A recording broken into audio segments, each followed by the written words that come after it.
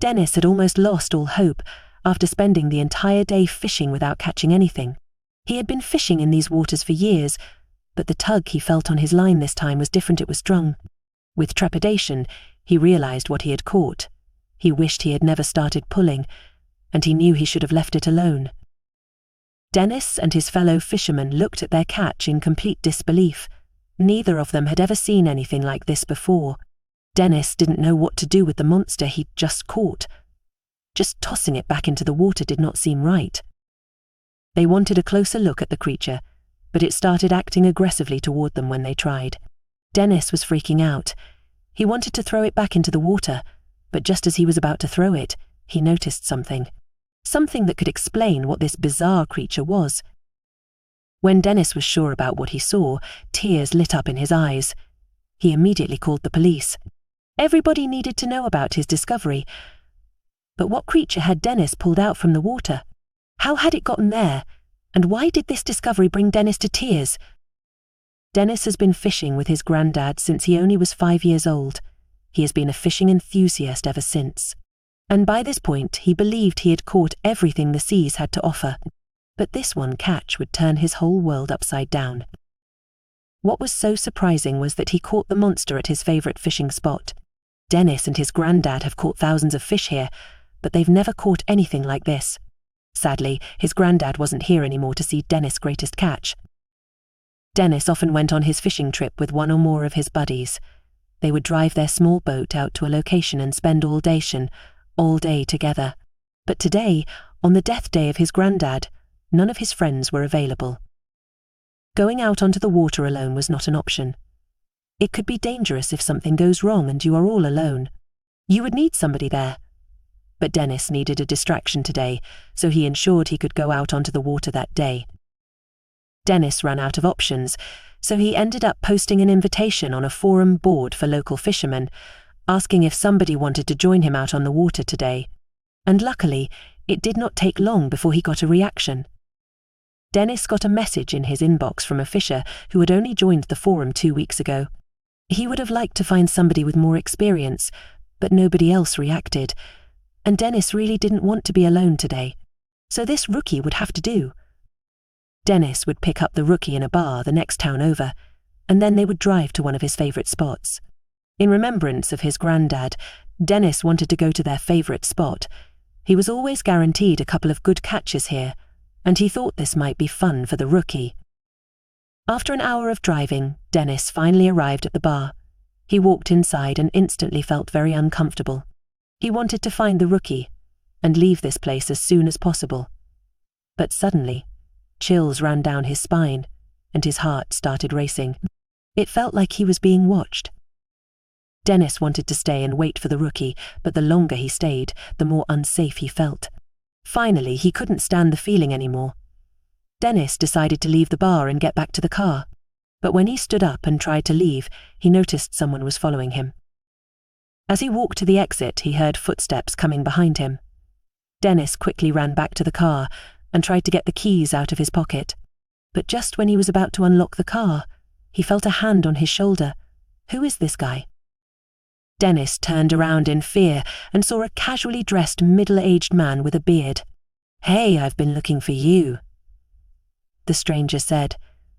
Dennis couldn't stand it anymore. "Who are you? And why are you following me?" "I'm so sorry if I scared you. I am Drake, the rookie from the forum. I get so nervous around new people.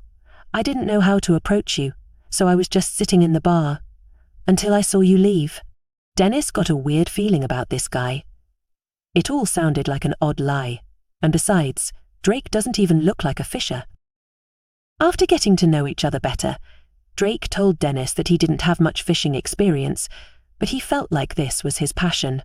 Dennis told him he would teach him a thing or two. Dennis still didn't completely trust Drake, but maybe he wasn't so bad after all. Drake started telling Dennis about his newly found, great fishing career on the ride over to the lake. Drake began to brag about his skills and told Dennis all about how he should be fishing and what rods and lures he needed to use. "Maybe one day you will be as great as I am," he said. Dennis tried to be nice, but he was getting more and more annoyed at the rookie. Who did he think he was, trying to tell him what to do? Dennis had been fishing for over a decade. He learned all his skills from the greatest fisherman he knew, his granddad. There was no better teacher than him, right? When they got to the water, they unloaded the boat together, which, surprisingly, went really smoothly. It seemed like Drake had finally stopped trying to be the expert, but Dennis wasn't ready to let it all out just yet. Drake had something waiting for him. Out on the water, Dennis was ready to show that he didn't need any advice from anyone. He wanted to show off who's the real fishing expert amongst them. But this did not go to plan at all. Dennis was embarrassing himself and his granddad with what he did next. While Drake was reeling in fish after fish, Dennis could not even get a guppy on the boat. How is this possible? Dennis always caught the biggest fish here, but maybe he wasn't as good as he thought he's a. Perhaps he needed his granddad more than he thought he would. Drake really needed to pee, but as they were on a small wooden fisherman's boat, there was no toilet. He had no choice but to pee off the other side of the ship, so he did. While Drake was peeing, Dennis quickly went through his fishing gear. Surprisingly, most of it seemed familiar to him, but this one particular thing really stood out. Drake had a few really odd-looking lures Dennis had never seen before. Could this be what gave him all the success? But then he heard Drake coming back from the front of the boat. Without looking, Dennis quickly grabbed one of those unique lures. As Drake was pulling in another catch just minutes later, Dennis quickly changed his lure to the one he stole from Drake. While Dennis was putting it on, he took a closer look at it. It looked so weird. He could not imagine getting even one fish with this. Dennis didn't know he minutes away from the greatest catch ever. It only took a few minutes before something started pulling on Dennis's line. And it started pulling hard. He was so caught off guard by it, he almost let his pole slip. He had never experienced anything like this before. How was this possible? Dennis regained his composure just in time and started fighting the fish. This was bigger, heavier, and stronger than anything he had caught before. Dennis began to think this could be the biggest monster he had ever caught, and he was right. Dennis's hands and arms were sore from fighting the fish. Dennis started wondering what he could have possibly hooked that would put up such a fight. Neither of them had ever experienced anything like this before. This kind of strength did not come from any creature known to man. Dennis didn't want to admit it, but to get the fish out of the water, he needed Drake's help to steer the boat in the right direction. Drake didn't hesitate a second and jumped to the steering wheel. They were working together like they had been a duo for years. Dennis tried to hold on to his rod, but the monster was pulling too hard. Dennis didn't want to admit it, but he realized he couldn't do it alone. So he shouted to Drake, "What are you doing? Come over here and help me." With Drake's help, he managed to reel in the final meters of line. After battling the monster for half an hour, they finally caught a glimpse of the horrifying creature. Drake got the shock of his life and let go of the rod.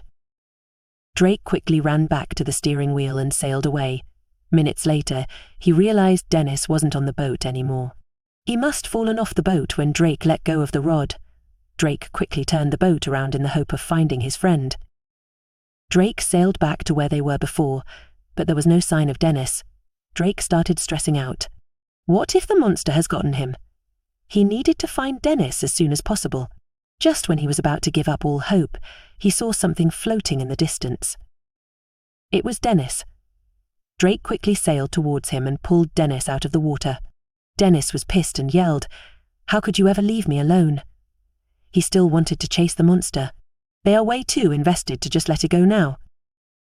"It's your fault we lost the monster, and besides that, you almost got me killed." Dennis yelled at Drake. "I should have never taken a rookie with me. I knew you weren't ready for this." Drake was overwhelmed with a feeling of guilt. "We will find back your rod and reel in the biggest catch of your life, I promise." They were determined to find the rod and the monster that was hopefully still hooked onto it. Dennis told Drake where he saw the rod a few minutes ago, and surely, after a few minutes of searching, they found his rod floating in the sea. They caught the rod and managed to get it out of the water. The line started racing again as soon as they got a hold of it. The monster was still hooked. This time they both committed to reeling it in, and they succeeded. After an hour-long battle, they got the monster to the surface. This time they worked together like the power duo they were meant to be. They couldn't believe their eyes when they finally got the beast out of the water.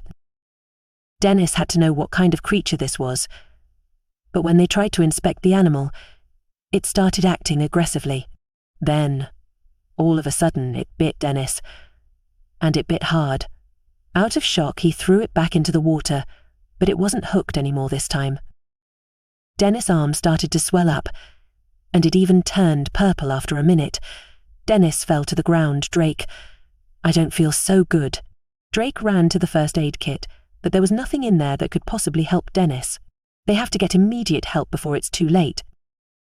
Drake immediately called the Coast Guard. He explained everything and even sent him pictures of Dennis' arm and the monster. They told them to stay put and try not to panic. All available emergency services are on the way. After 30 long minutes, the Coast Guards arrived.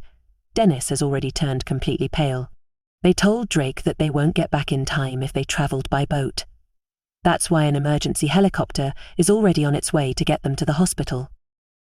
The helicopter finally arrived. With the help of the Coast Guards, they got pulled up. Dennis started feeling dull. He just wanted to rest his eyes for a minute. Hey, buddy, everything is going to be all right. I'm right here. Dennis, stay with us. Hey! Dennis woke up in the hospital and saw a policeman standing beside him. He looks at his arm, and surprisingly, everything is okay. But then, all kinds of thoughts and questions started racing through his head. What happened? He told the officer that Dennis and Drake had found a very rare fish species. And because there is no anti-venom for his bite, this is one of the most venomous fish on the record. But if there is no anti-venom, how did Dennis survive? The officer told him that he had gotten a blood transfusion from his friend. That blood transfusion saved his life. Dennis asked where Drake was, but the officer said there was no Drake, not even in the helicopter. The officer explained to Dennis why he was there. Dennis had made the discovery of the century. This fish has rarely ever been seen, and there are no survivors of its bite on the record. The media is waiting outside for an interview. The officer is with him for an escort. Dennis wanted to get ready to go outside and asked if the officer would leave the room for some privacy. So Dennis got changed, and just as we were about to leave, he noticed a letter underneath the chair's pillow. Dennis opens the letter, and Drake explains everything in the letter. His actual name is James. He told Dennis that he was his long-lost brother and had been searching for him for years. When James moved to this town, he already gave up hope, but then he saw his ad on a Fisher forum. James and Dennis were separated when their parents got divorced. Dennis was only 2 years old when they did, so he didn't remember anything from that time. Dennis got sent to his granddad, and James stayed with their birth mother. Their father wasn't in the picture anymore. Ever since, James has been looking for Dennis. He always felt like Dennis was near. When James finally found Dennis, he felt like he wasn't good enough for his little brother, so he left town as soon as possible. Dennis felt guilty for yelling at James before and hoped to see him again one day.